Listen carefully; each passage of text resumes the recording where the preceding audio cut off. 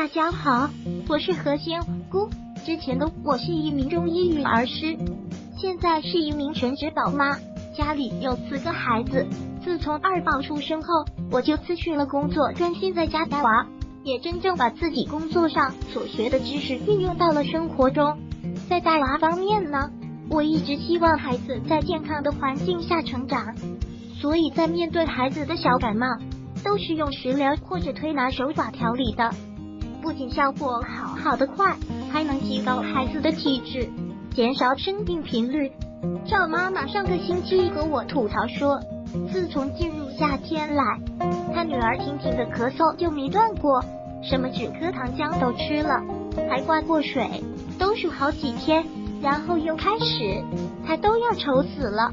再加上婷婷本来就是脾胃虚弱，再吃药打针一折腾，只能把一些咳嗽的表症止住，然后药一停，接着又开始，于是立马说了个方，也就是接下来这个红枣雪梨汤的做法。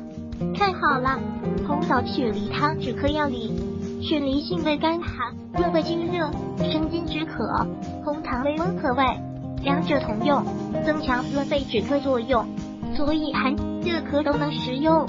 不仅清甜可口，还能生津养胃，和中止咳。红枣雪梨汤具体做法：准备食材：梨2个，红枣、冰糖、枸杞、银耳泡发去除黄色的蒂。2、首先把梨按3/1的方法切开，再把梨里面的肉用柴去挖出。3、切点梨肉、冰糖、银耳、红枣、枸杞放入梨中。4、锅中烧水，水开后把梨放入锅中，盖上梨盖，蒸大概35分钟左右。可以根据孩子的口味添加一些冰糖，因为梨本身也是甜的，不用加太多，淡淡的甜就行了。银耳一定要洗干净，不然会影响口感的。除了咳嗽外，我现对宝宝腹泻、积食、湿疹、咽喉炎、扁桃体炎等都有对应的调理方。如宝宝拉肚子，我只需要叮1个苹果，每天1次，2次宝宝就会恢复正常了。做了10几年的育儿工作，积累了不少的经验，已经护理小妙方，我也经常跟大家分享。不过大家放心，这都是无偿的，想要学习的妈妈都可以找我要方子。好了，今天就讲到这里，带娃去了。